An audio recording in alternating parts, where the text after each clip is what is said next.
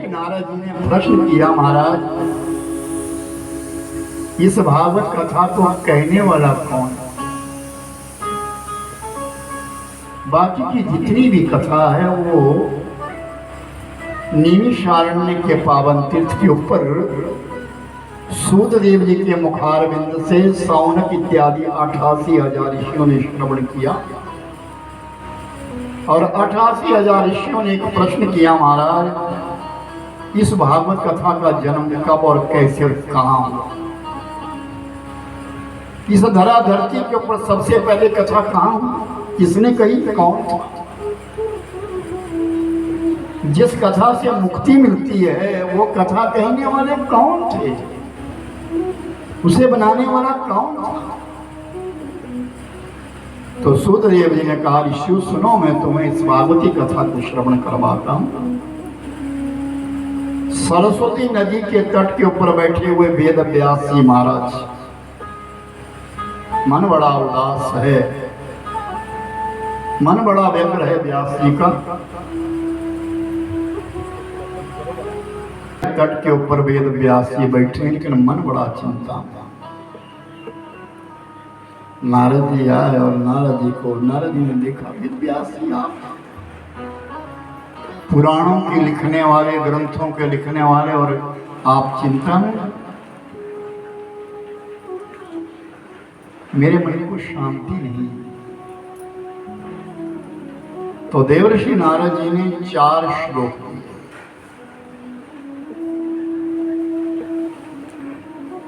मैं आपको अपने पूर्व जन्म की कथा कहता हूं, जैसी शांति आपको नहीं मिल रही वैसी। अम्मा मेरी बात सुनी, बोलो ना, उधर अपनी बातें नहीं करनी। तो देवर्षि नारद जी कहते हैं, वेद व्यास जी सुनो, जैसी चिंता आपको वैसी मुझे भी थी। मैं एक दासी पुत्र था, मेरी मां बहुत गरीब थी, पिता थे नहीं, मर गए थे। मेरी मां लोगों के घरों में काम करती थी, वहां से जो कुछ जूठा मूठा बचा खुचा मिलता था उसको लेकर के आती थी, मुझे खिलाती थी, खुद खाती थी, अपना जीवन निर्वाह करती थी। हम गांव में रहते थे। एक दिन क्या हुआ, हमारे गांव के बाहर से एक संतों की टोली जा रही थी और सबकी जीवा के ऊपर नारायण शब्द था, श्रीमन नारायण नारायण नारायण। और वो संत जा रहे थे, बहुत सारे साधु जा रहे थे। हमारे गांव का जो मुखिया है बड़ा धार्मिक था। नारद जी अपना पूर्व जन्म सुना रहे हैं, मेरा पहला जन्म कैसा था। वो गांव का जो मुखिया था, वो मुखिया बड़ा धार्मिक था। वो गया और संतों के पास हाथ जोड़े, महाराज कहाँ जा रहे हैं? चौमासा है, चतुर्मास चला हुआ है। चतुर्मास में एक जगह बैठने को स्थान ढूंढ रहे हैं, हम एक जगह बैठेंगे, भजन करेंगे वहां बैठ करके। उस गांव के मुखिया ने कहा, महाराज हमारे गांव में रह जाओ, बड़ा काम है। ठीक है, तुम्हारे यहाँ रह जाओ। गांव वालों को कहा, चलो भाई आओ, एक कुटिया का निर्माण करो। बड़ी सुंदर कुटिया बनाई,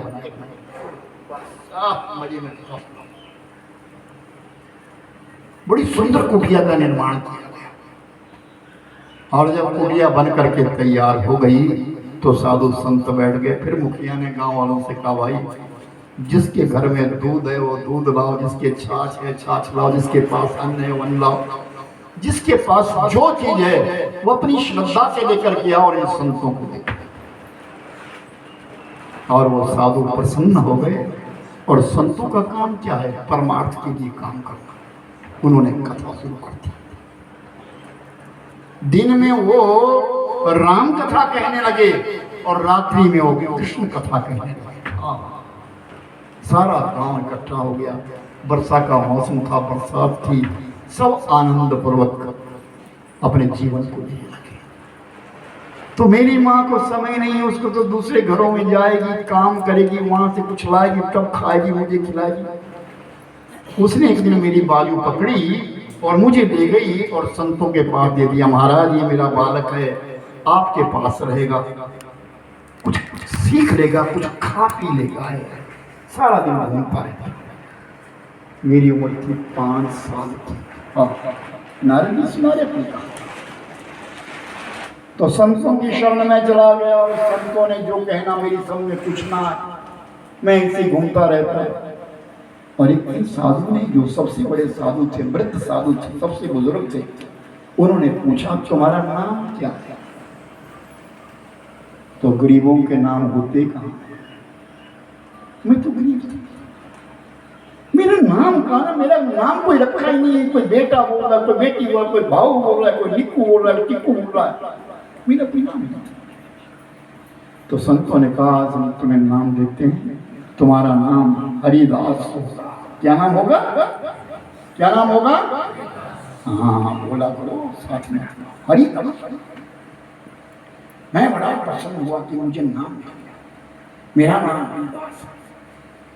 फिर पूछा, उन्हीं बुजुर्ग साधुओं ने पूछा, हरिदास तूने कुछ खाया? मैंने कहा नहीं खाया, अभी तक नहीं खाया। तो जो पत्तल उनके मुंह के पास थी परोसी हुई, उन्होंने नहीं खाई, उन्होंने मुझे दे दी। और जब मैंने उस संतों के जब भोजन को प्राप्त किया, जब खाया, मेरा मन तृप्त हो गया, मेरा मन ही बदल गया। संतों का स्वादु भोजन जब मेरे मन को तृप्त कर गया, अब मेरा मन कथा में लगने लगा, कीर्तन में लगने लगा। जब कीर्तन होता था रात को तो मैं नाचता था, आनंद आने लगा मेरे लिए, कथा सुनने लगा। सारे गांव के लोग झूम झूम करके नाचते बैठते और आनंद लेते। और धीरे धीरे करके वो चौमासा खत्म होने को आ गया। जब 4-5 दिन रह गए तो साधु कहने लगे अब हम जा रहे हैं, अब हम जा रहे हैं। तो सारा गांव दुखी होने लगा। मेरे कोई डेरे समझ में नहीं आया क्या बोलूं।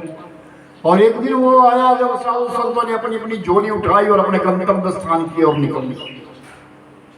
और जैसे अपने स्थान के लिए जाने लगे ना, तो सारा गांव दुखी हो गया। सुनिए, दुष्ट आते हुए बुरा लगता है, साधु जाते हुए बुरा लगता है। संत हृदय नवा नीत समाना, आप द्रवय पर दुख अति नाना। साधु का जो हृदय ना, वो नवनीत कहते हैं, माखन की तरह होता है। माखन तो तेज गर्मी में पिघलता है, लेकिन साधु का जो मन है ना, वो दूसरे का दुख देख करके पिघल जाता है। उसे साधु कहते हैं। संत जाते जाते बुरा लगता है, जब आता है ना तब इतना अच्छा नहीं, लेकिन बहुत प्रसन्नता होती है। लेकिन जब जाने लगता है तो दुख देता है। और दुर्जन व्यक्ति जब आता है तब दुख देता है, जाते जाते सुख देता है। जब साधु चलने लगे, सारा गांव रुदन करने लगा और मैं भी संतों के पीछे हो लिया। तो बाबा ने पूछा तुम कहाँ जा रहे हो? हरिदास आपके साथ। मेरा क्या काम, मैं यहाँ नहीं रहूंगा। बाबा ने कहा हरिदास सुनो, तुम अपनी माँ से पूर्ण नहीं हुए, तुम्हारी माँ जीवित है। जीती माँ को छोड़ करके तुम जा नहीं सकते। हम तुम्हें मंत्र देते हैं, ओम नमो भगवते वासुदेवाय का जप करना और एक बार तुझे परमात्मा की प्राप्ति होगी और संत चलेगा। याद रखना, मां से पूर्ण नहीं होते। हमारी धरती के ऊपर एक स्थान है जहां पर मां का पिंड होता है। 2.5 घड़ी के लिए मां से वहां व्यक्ति पूर्ण होता है। उस स्थान का नाम है मातु गोदावरी, नासिक। अभी कुंभ का मेला आ रहा है, केवल नासिक में, केवल गोदावरी पे मां का पिंडदान किया जाता है। वहां 2.5 घड़ी के लिए, 1 घंटे के लिए पूर्ण होता है बालक। अन्यथा माँ से कभी पूर्ण नहीं हो सकता, जिस माँ ने पाल पोस करके बड़ा किया। तो मेरे भाई बहन, संत चले गए। नारद जी कहते हैं मैं अपने घर में रहा और वो भजन करता रहा, ओम नमो भगवते वासुदेवाय कहता रहा। एक दिन मेरी माँ गौशाला में गई थी, फिर वो बरसात का मौसम था, दूसरी बरसात आई थी। एक सांप आया और सांप ने मेरी माँ को डस लिया, मेरी माँ की मौत हो गई। जो घर में कुछ था मैंने उसकी उत्तर क्रिया करी और आज अपना घर छोड़ दिया और मैं चला गया। जहां जहां साधु संत मिलते उनके बीच में बैठ जाता, मंत्र मेरे पास था, भजन करता रहा और उसी प्रकार घूमता रहा। मुझे पता ही नहीं चला कब मेरा जीवन व्यतीत होने लगा, हो गया। और एक दिन की बात, चतुर्भुज नारायण भगवान मेरे सामने थे। बड़ी चतुर्भुज नारायण भगवान की जय। और जैसे चतुर्भुज नारायण मेरे सामने आए तो मैंने दंडवत प्रणाम किया। भगवान ने कहा, हरिदास, इस जन्म में तुम्हें कुछ नहीं मिलेगा, अगले जन्म में तुम ब्रह्मा के पुत्र होंगे, तुम्हारे मन को परम शांति होगी, तुम मेरे परम भक्त होंगे। व्यास जी, इस बार मैं ब्रह्मा जी का 10वां पुत्र हूँ, मेरे मन को बड़ी तीव्र शांति है। आपके लिए मैं मंत्र देता हूँ, 4 मंत्र देता हूँ। आप ऐसा करो, इन 4 मंत्रों को लेकर के श्रीमद् भागवत की रचना करो और भागवत ग्रंथ लिख करके आप उसे संसार को निवेदित करो। आपके हृदय को, मन को शांति मिलेगी। नारद जी कहते हैं, वो मैंने 4 मंत्र वेद व्यास जी को दे दिए। वेद व्यास जी ने एक पोथी तैयार करी, भागवत बनाया, भागवत लिखा। जब भागवत बनकर के तैयार हो गया, अब देख, उत्तराधिकारी तो कोई चाहिए। पिता का उत्तराधिकारी पत्र इसलिए तो ढूंढते, मेरे बालक हो जाए, मेरी प्रॉपर्टी का मेरा मालिक हो जाएगा, मेरा उत्तराधिकारी होगा, मेरी सेवा करेगा। अब वेद व्यास जी विचार करते हैं, अब मैं दूं किसके लिए? दो किसके लिए? हल्का सा मिट देना, मिट देना हल्का सा। और बस वेद व्यास जी अब ये भी इस विचारों में दिन रात रहने लगे, मैं किसे दूं, किसे दूं, कौन होगा? वेद व्यास जी के एक पुत्र था जिसका नाम है शुकदेव। वो जन्मती चला गया, घर छोड़ करके चला गया। जैसे हिरण्य से जन्म हुआ और एकदम जन्म लेती चला गया। आगे आगे शुकदेव भागा, पीछे पीछे वेद व्यास जी, रुको पुत्र, रुको रुको पुत्र। आगे से आवाज आई, पेड़ों से आवाज आई, कौन पुत्र, किसका पुत्र, कौन पुत्र? ना जाने कितनी बार मैं तेरा पिता बन गया, ना जाने कितनी बार तू मेरा पिता बन गया। संसार में आवागमन है, यहाँ कोई किसी का नहीं। और शुकदेव जी चले गए और जा करके नदी के किनारे अपना डेरा डाल दिया। अब बहुत दिन हो गए, चिंता हो गई वेद व्यास जी को, मैं इस भागवत को किसको दूं, इसको पढ़ाऊं, किसके लिए पढ़ाऊं, कौन पढ़ेगा इसके लिए?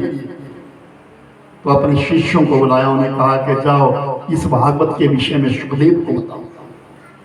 और वो चले गए और जा करके नदी के किनारे जब पहुंचे तो क्या देखा, शुकदेव जी तो ध्यान अवस्था में, कोई श्लोक प्रारंभ किया, बरहा पीड़ा नट बरबपो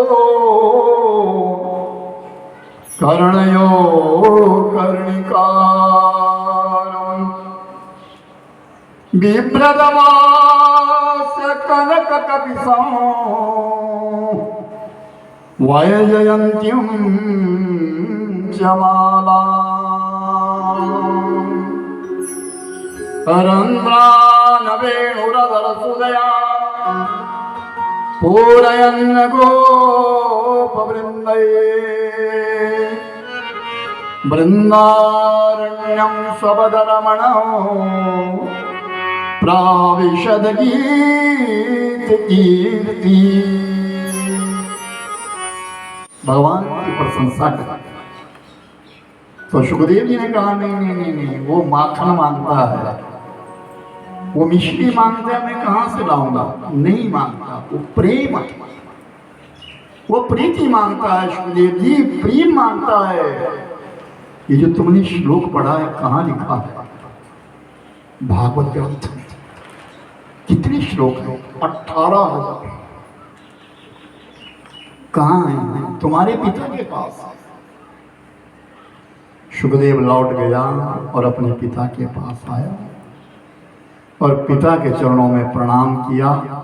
आद्योपांत तरीके से इस भागवत ग्रंथ को पढ़ा। जब ये ग्रंथ पढ़ लिया सुखदेव जी ने, तब पिता ने कहा कि जाओ दीक्षा लो, गुरु बनाओ। बिना गुरु की मुक्ति नहीं है, पहले गुरु बनाओ। तो विचार करने लगा, पिता आपने मुझे भागवती कथा को पढ़ाया है, गुरु में किसे बनाऊंगा? राजा जनक, मिथिला में चले जाओ, मिथिला के राजा जनक है, उन्हें अपना गुरु बनाओ। सुखदेव जी कहते क्या कहते?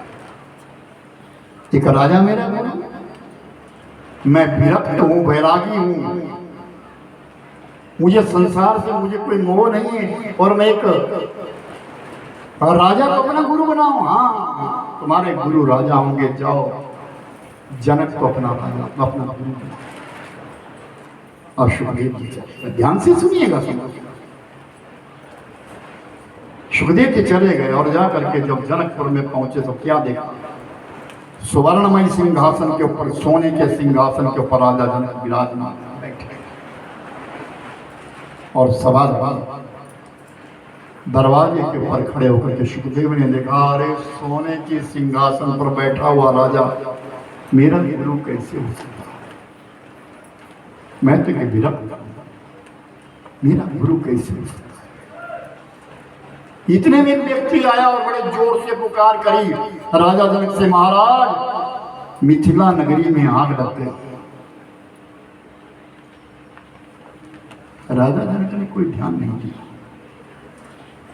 थोड़ी देर बाद दूसरा व्यक्ति है, उसने कहा, महाराज आग लगती लगती राजमहलों में पहुंच गई है। और सुखदेव ने अपना कमंडलू और दंड जो नीचे रखा था उठा लिया अपने हाथ में, कहीं जल ना जाए। इसलिए में तीसरा व्यक्ति आया और आकर के फिर कहा जोर से, राजन मिथिला नगरी की आग जलते जलते आपके महलों तक आ गई है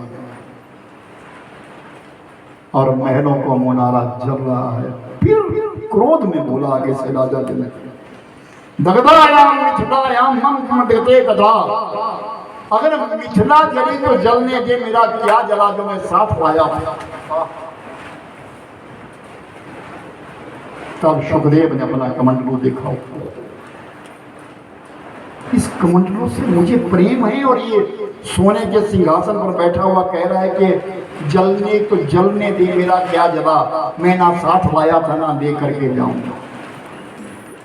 पूर्ण विरक्ति तो ये है, मुझे तो प्रेम इस कमंडलू से भी है, मेरा मुंह तो कमंडलू पर है, इसका तो इतना बड़ा सिंहासन, सारी दुनिया इसकी है, ये सबको कह रहा है मिथ्या है, ना मैं साथ लाया था ना ये साथ जाएगा, जल गई तो जलने दे, मेरा क्या गया। और सुखदेव जी उठे और चरणों में प्रणाम किया। राजा जनक के चरणों में जैसे ही प्रणाम किया, जैसे राजा जनक के चरणों में प्रणाम किया, राजा जनक से दीक्षा ले ली, मंत्र ले लिया और लौट करके आए और फिर भगवान शंकर जी की परम भक्ति करने लगे।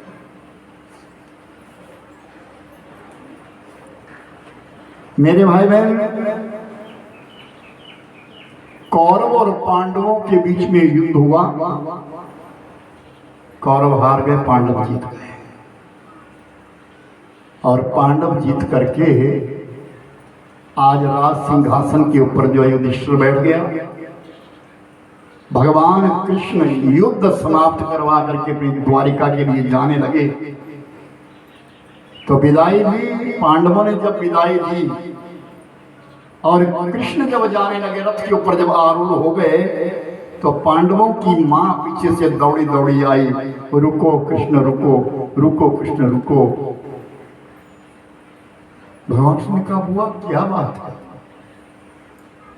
क्या बात है, मुझे कुछ दे करके जाओ, मुझे वरदान दे करके जाओ, क्या चाहिए तुम्हें अब। तुम्हारे पुत्रों के लिए राजगद्दी मिल गई, सिंहासन मिल गया, और बाहर गए, अब तुम्हें क्या चाहिए? मम गृहे दुखम दुखम ही रहे। ऐ कृष्ण, मेरे घर में दुख हो, मेरे लिए दुख दे करके जाओ। तो कृष्ण कहते हैं, दुनिया सुख मांगती है और तू दुख मांग रही? हाँ, किस लिए? कि सुख के माथे शील है हरि हृदय से जाए, बलिहारी उस दुख के जो पल पल नाम जपाए। सुख से क्या करना, सुख में तो तू भूल जाता है। दुख अच्छा है, दुख में तेरी याद बनी रहेगी। और ये बात सच्चाई है मेरे भाई, दुख में उस ईश्वर की याद होती है, सुख में उसकी याद आती कहां? जिस दिन घर में शादी होती है ना, उस दिन ठाकुर जी के पास जोत जलाना भी भूल जाओ। कहां याद रहती? जब घर में कोई उत्सव होता है तो भगवान की याद भूल जाती है। कुंती कह रही है, मुझे दुख दे करके जाओ। और याद रखना मेरे भाई, जीवन में कोई ना कोई दुख जरूर होना चाहिए, ताकि उसकी समृद्धि बनी रहे, उसका ध्यान बना रहे। जब इंसान सुखी हो जाता है तो भूल जाता है। तो कृष्ण कहते हैं, मैं दुख तो तुम्हें नहीं दूंगा बुआ, दुख तो तुम्हें बहुत सहन किए हैं, लेकिन इतना जरूर कह देता हूं कि अंत समय तक तुम्हें मेरी याद बनी रहेगी। तो महापुरुषों ने बड़े अच्छे शब्दों में कहा कि इतना तो करना स्वामी जब प्राण तन से निकले, श्री राम हो जुबान पर जब प्राण तन से निकले। आना जरूर आना, सीता को साथ लाना, दर्शन जरूर दिखाना जब प्राण तन से निकले। इतना तो करना स्वामी जब प्राण तन से निकले। अंत समय के लिए इंसान तड़पता है। याद रखना मेरे भाई बहन, जो कुछ पुण्य कर्म किए जाते हैं, विशेषकर अंत समय के लिए विशेष लाभ देते हैं कि हमारा अंत अच्छा हो, पावन हो, पवित्र।